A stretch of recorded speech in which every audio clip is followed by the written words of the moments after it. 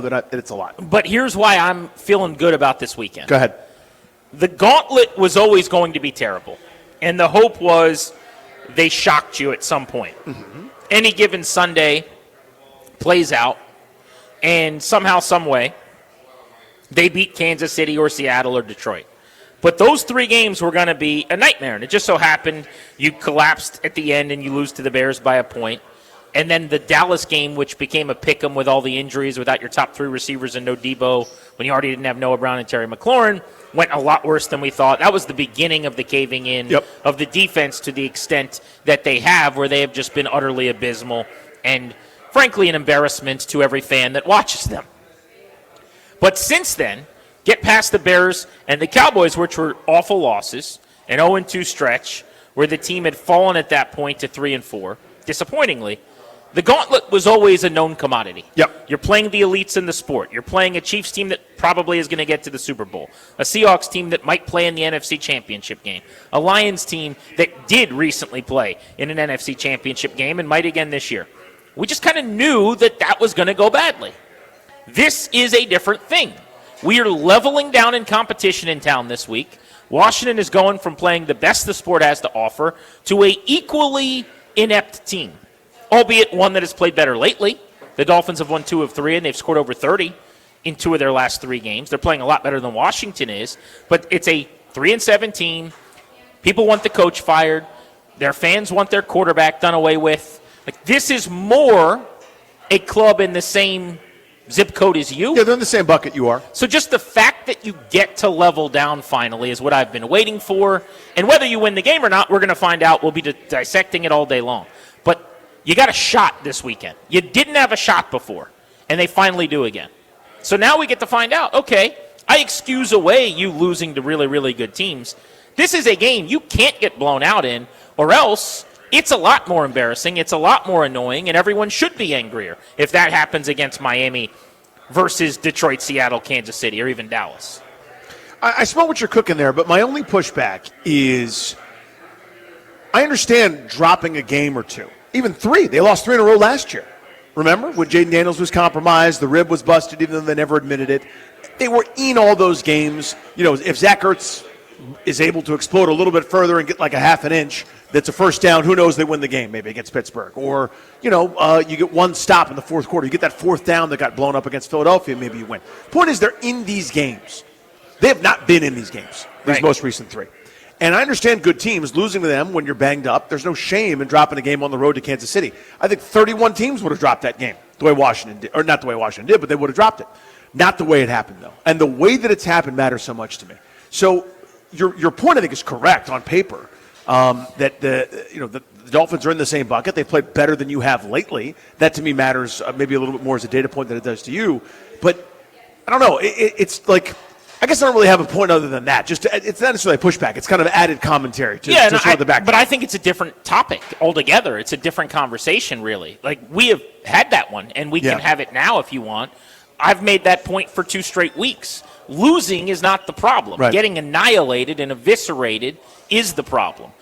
Being in second place in a game, when you have all the injuries they have, is the expectation. Sure, that's normal. When you get blown out by 20 week after week after week in a league designed for parity, it's unacceptable. Mm-hmm. And the evidence is, the roof's there. It's in the pudding. We've talked about it. They are the first team organizationally in Washington's lore, in this organization's history, to have lost 4 straight games like this since 1954. So all of the terrible times with Dan Snyder and with Bruce Allen and with all of the geese that came through here as coaches and executives that you guys remember in your lifetime, if you're in your 40s or 50s, it has never been like this for a month, ever, in terms of the results. The process might be better, but the results have been worse. So, yeah, that's true. Yeah. No NFL team has gone through a month where they have lost by this many points, this many weeks in a row, in 23 years. I was 14 the last time this happened. That's unacceptable.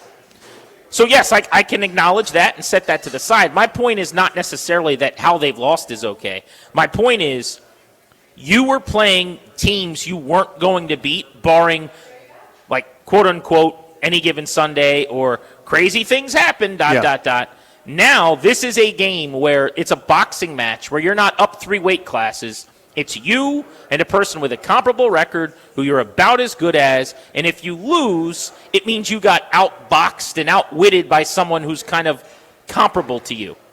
Before, you were trying to catch them sleeping a little bit, but they were way, way better, and they should have knocked you out eventually. And that is why this weekend will be more telling. That's my point. You're going to learn more this weekend about where they are than you did when they lost by 22 to Detroit, 24 to Seattle, 21 to Kansas City, and maybe even 22 to Dallas. But that was the most comparable game to this, and I still think the most painful game of the four for that reason. Similarly, the Cowboys were like a 2-point favorite. Yeah. That's what the Dolphins are, and you lost by 22.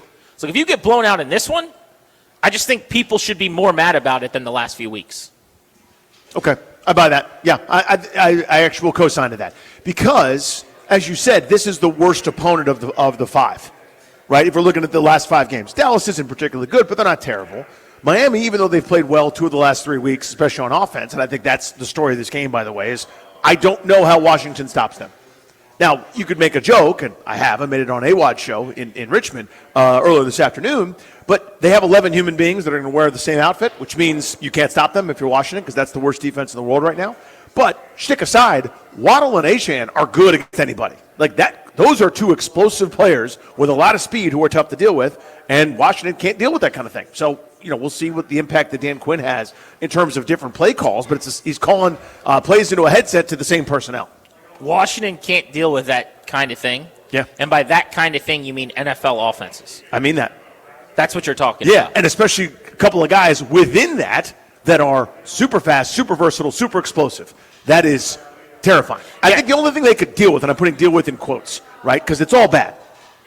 If they faced an offense like theirs right now, where nothing is downfield, nothing is over the top, there's no chunk yards available unless something crazy happens against the blown coverage. Right. But you're basically talking about like a plodding, 6 inches and blood at a time to like make it down the football field. Maybe they wouldn't give up 44 points to that. In fairness to them, 6 inches is a huge amount. It's a massive amount, right? Everyone knows that. It's way more than the average team needs to get. Yeah, like when everyone talks about average, like average of what? Like, anyway, that's the deal.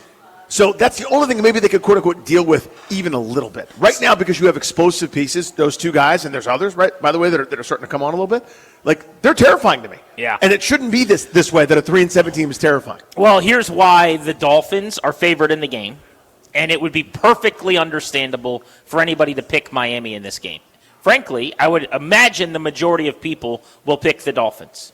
There's 2 reasons. One, the last 3 weeks, Washington has been blown out, and meanwhile, the Dolphins have won twice and scored 30-plus in convincing wins 2 times. So there's really no comparing the 2 teams just over the last 3-week sample. Miami's been pretty good, and Washington has not been. So that's number 1. But number 2, I think if you're just looking at why you would pick the Dolphins in this game, they will not have an answer for Devin Achane. I don't know that they'll have an answer for Jalen Waddle. It's just harder to hook up with a receiver pretty frequently. But he's putting up some of the best numbers in the league over the last month. When Jackson Smith and Jigba chewed them up from Seattle, we looked at his game log coming into the game, and every week it was 90 or more yards. Yep. That's what Waddle's been doing since the Tyreek Hill injury about a month into the season. He's become a legitimate true number 1. I saw somewhere, I think he's like the number 4 fantasy wide receiver in PPR leagues since the Tyreek Hill injury, because of the volume, the catches, the yards, the touchdowns. So I don't know how they have answers to that. I don't think they do, in all honesty. That would stand to reason. So I do. I worry about that. In fact, here's how much I worry about that. So I was running ice cold on FanDuel. FanDuel Paulson's had a rough year. You having a tough time? It's been ugly. What's been going on? Well, a lot of losing. Okay. Call me Grant Quinn lately on FanDuel. It's been ugly. But I have sworn off significant parlays. I've decided to get back to the basics, the way that you win when you bet on sports. You streamline communication. That's the way to do it. You change coordinators? I have decided I'm only going to go like spreads. I'm going one-leggers. These are just basic bets. But here I go back into the game. I'm walking back into that scary hallway once more because in my mind I'm going, Achane's going to get off and Waddle's going to get his. So I think I'm going to do a little 2-leg parlay with those 2 guys both feasting and have to get back into the parlay game on player props this weekend. I've tried to swear it off, But it just feels like That such siren a layup. call this time, doesn't it? Yeah. I mean, it's the Washington defense. Against, Opponents and overs. Yes. They're doing that handshake meme, right? am I crazy? No. I got to get back into the game. That's what I'll be doing. I'm going to do my standard dollar, put about 8 or 9 things on various Miami players going over, and let it ride. See, maybe that's what I need to do. Scale that unit back to $1. That would be better. Yeah, we don't unit shame. Nobody does. Whatever size your unit is, that's what God gave you. That's fine. $1, and then I lose a lot less money. Yeah. But I do think I'm gonna have to go player prop style in this game, because how do they hold Waddle under 75, 80 yards? And why wouldn't Achane go for 90 or 100? You have no Deron Payne at D tackle. The plan that they liked that they had, where they're going to kick Javon Kinlaw out to play big on the outside, you can't even do that now. You got to move him back inside because you don't have Payne. You're relying on Johnny Newton and Sheldon Day on the interior. It's not even a Joe Witt, Dan Quinn, who's calling plays thing. They don't have the horses to stop the run. Even if those guys you're talking about were healthy, Achane's going outside. But dude. they can't set an edge defensively. That's what I mean. Achane's going wide left, wide right, outside zone, stretch carries, and Von Miller, who was brought in here under the guise that he's never going to have to stop the run, is going to play on running downs. Yeah. I don't think they're going to have Jalen Holmes deactivated like they did last week, which made no sense to me. But when we're debating Jalen Holmes and whether he's active and why wasn't he active last week, They're like, I'd keep him up. Like, what? the plane has hit the mountain. Yeah. You know, like, what are we talking about here? Are you ready for Bobby Wagner in space against Achane?